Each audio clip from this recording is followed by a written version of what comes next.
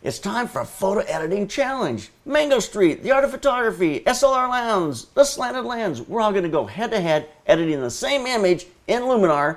Let's see what we got. Hi, this is JP Morgan. Today on The Slanted Lens, we're going to do a photo editing challenge. We got 4 different individuals who are going to come on. We're going to edit in Luminar the same image, and we're going to see what each person gets. And we'll see exactly where each person ends up, and then we'll talk about it. So let's get everybody on, and let's get started. All right, so let's bring everybody on. So let's start here with Daniel. Tell us what you're up to, Daniel. Hey guys, I'm Daniel from Mango Street. I, along with my wife Rachel, make photography and filmmaking tutorials that don't waste your time. And yeah, we're just making the best of the current constraints that we're in to keep finding creative ways to shoot at home and shoot safely. So yeah, just cranking away making videos. And Daniel's not near busy enough. He and his wife have started 2 other channels as well, which is pretty crazy. From my point of view, I think that's insane. But it is crazy. I'm not sure what we were thinking. So we'll link those as well. So it'd be great to be able to check those out. That's awesome. All right, David, join us from SLR Lounge. Hi, I'm David Crewe. I'm the senior editor for SLR Lounge, which is one of the country's largest resources for free Photoshop photography education. Actually, we share a lot of Daniel stuff actually on our website as well, and yourself. And I'm also a freelance photographer working in the commercial and entertainment industry. Excellent. And currently just working on SLR Lounge. Excellent. And Ted from The Art of Photography. We bump into each other at Sony events all the time. We do, way too often. And when you get JP Morgan and Forbes in the same room, it sounds like we should have like an ETF or something together. I don't know. So, absolutely. No, I've known Jay for a while. I run a photography channel called The Art of Photography. I've done for, gosh, since 2008. So it's been a while now. And like I said, I've known Jay for a while. It's nice to meet everybody else on here, and looking forward to what we're going to be working on today. So we're going to get started here. We've got each of us going to take the same image into Luminar. We're going to retouch it. We won't see what each other's doing, but we'll have the opportunity to see it when we're done. You'll get to see it as those images transform. So let's get started. Start your images, get into Luminar, and let's get started. So go, 10 minutes.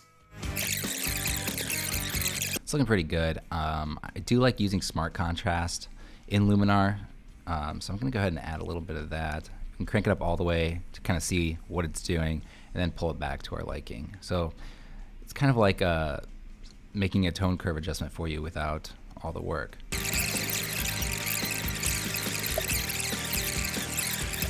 One of the fun things about this tool is the AI skin defects. It's actually gotten better every release at identifying, blemishes and makeup chunks and things like that and fixing them automatically. There's nothing I need to adjust from that. It's pretty fantastic. And then from here, we'll use the portrait enhancer.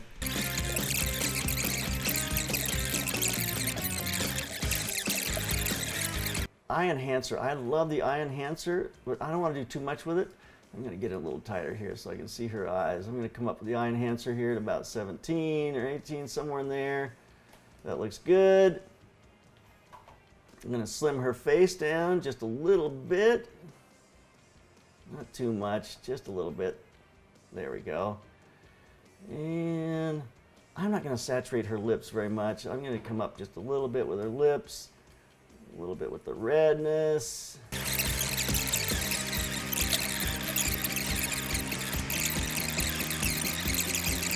So we're going to select sun rays here. The first thing you do is say place sun center. And I'm going to move this right behind these trees back here. And one of the things when I turn up the amount, this is just the default setting, I really don't like it when you see the rays because that wouldn't occur naturally within a lens. So let's bring that around a little bit. I definitely want some haze in the face there a little bit. Not too much. We can bring the amount back a little bit, the overall look a little bit. We can adjust the length of the rays. There we go. But I don't want to cover my face too much. Okay, so it looks good. The number of sun rays is very essential. I'm going to bring this way down because when you start seeing a whole bunch of them, it starts to look fake because, again, this was shot wide open, most likely, and not with a 16, an f-stop, or sorry, an f-stop of f16.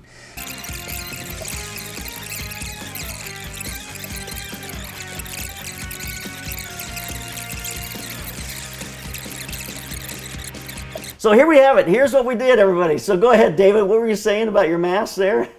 So the last thing that I did was the sky replacement, and I was refining my mask when you yelled at us to put our pencils down. So as you can tell in my image, the sky is a little bit rough up there and a little edgy, but yeah. So I took the image, so it was freaking me out. I spent a ton of time because I know that's a Penske rental truck, and for me it was a 1960s image, and so it was driving me nuts. I had to take that out. These look so great. They look very, very different. Tell me, Daniel, what was your thought? What were you going for? So nothing too over the top. I wanted to keep it kind of, within our style, which is like, I don't know how you really describe it, but I try to make it not too stylized in any one direction. So I always want the skin tone to look really good. I want, there'd be enough light on the face, which it was already shot really well, so I didn't really have to work too much at that. It was just some small adjustments, just make sure there's enough detail in the shadows and in the highlights, and then kind of just smooth things out. Looks great. It really looks nice. What's interesting is I really like the fact that it has that sense. It's got a nice reality sense about it. You didn't overwork it. Sometimes in these things, people overwork things, and I like the fact that I don't feel that in it. It's really nice. Yeah, I think if I had a little bit more time, I probably would have removed that truck because I don't like the yellow, kind of competing with our focus. But for just doing a quick edit, I'm pretty happy with it. For 10 minutes, yeah, it looks excellent. You went all out there, Ted. You got the star sun in the background. When you're in Luminar, you can't not have the blown out sun star. I mean, now the trick is to getting it to look it looks a little corny, but the Penske, so when I was doing it, like one of the things I love about Luminar is that the AI tools that you have in there are designed to where you can do things pretty quickly. And so just for the general overall part of the image, I did apply a chrome LUT that they had in there just for a look, and I dialed that back a little bit. Replacing the sky was probably the trickiest part because I did have to do a little mask work. That out of focus building was hard. Well, I was able to just cover a lot of that up with I didn't do the Sunstar to do that, but it did help because I didn't have to be exact over on that side of the image. And I did some work on the face with the AI tools for the face slimming, enlarge the eyes just a little bit and darken the lips, and that was about it. So. Well, it looks excellent. It really has a fun feeling about it. It changes the image completely, the look and the sense of it. It's LA, fun. Man. That's you right. Had to have the Sunstar. It's LA, and it's even more LA now. All right, so let's talk. David, what do you got going here? Well, one of the things, if you follow any of my work, is I'm not a fan of over retouching. I'm not a crazy frequency separation guy or anything like that. I like to keep any time I'm doing portrait work as natural as possible. So that's what I basically spent the majority of my time doing in this shot, which was playing around with the AI tools for the skin retouching. And I use that a lot. I do a lot of corporate headshots, so I basically know exactly where I was going to go with that. And just like Ted did, I basically just brighten the eyes a little bit, darken the lips a little bit, thinned out the face a little bit. And again, lighting wise, the shot was taken very well. So the only thing I did was bump up the face light, which is one of the AI features that I love about this tool, as well as even if you light it perfectly and you just want that little bit of targeted lighting, it's just a slider. You don't need to spend 10, 15 minutes with a tablet dodging and burning and making sure that everything is done up. It's quite nice in that respect. And then, as you can see, that's when I started working with the sky replacement and refining my mask when I ran out of time. I got a little bit too heavy-handed with the walking through why I'm doing things. Yeah, you would have gotten it if you had just a couple more minutes. It's very, very close. And look, the skin tone looks wonderful. I mean, the values are all there. Just the sky mask is the only thing, really. Well, for mine, I knew I wanted to do black and white, and so I tried to keep her face as bright as I could. I love it when you go to black and white in this software because I could go into the cyan, and her dress was so cyan. I could kind of either make that bright or stand out. I kind of darkened it a little bit, but I wanted it mostly to be about her hair, the darkness of her hair, and her eyes, and then everything else just becomes kind of a ancillary to that. And so I put a little grain on it, so I had a little bit of triax. I could have punched the grain up maybe a little more, I think.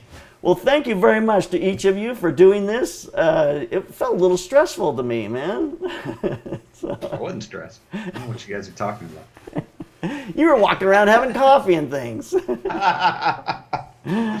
Well, make sure, everyone, that you subscribe to these channels. If you look at the combined knowledge, photographic knowledge in these 4 channels, there's an incredible amount of knowledge there, and people who really have great educational tutorials that'll teach you and mentor you and help you to grow. So check them out. Even check out Mango Street's new channels as well, which I think is pretty exciting. I just think that's so cool that you're doing that. So thank you very much, gentlemen, for doing this. Hey, thanks for having us. This was a blast, man. Anytime. All right. Well, maybe we'll have to do a Luminar Challenge 2. We'll see how this does, and I love it. and see how we go. So everyone, keep those cameras rolling and keep on clicking. Let's see what monitors I've got in my 1813 SKB case. MPF battery charger, MPF batteries, small HD 702 touch, small HD focus 7 volt 500RX, neoprene sleeve, SDI cable, bag of antenna, 2 HDMI cables, small HD focus bolt 500 transmitter on camera monitor, D-tap to Sony NPF, neoprene cover, D-tap to AC cable, wooden camera Ultra Arm mini monitor mount, small HD DP4. There's the 1813 case packed up and ready to flamingo.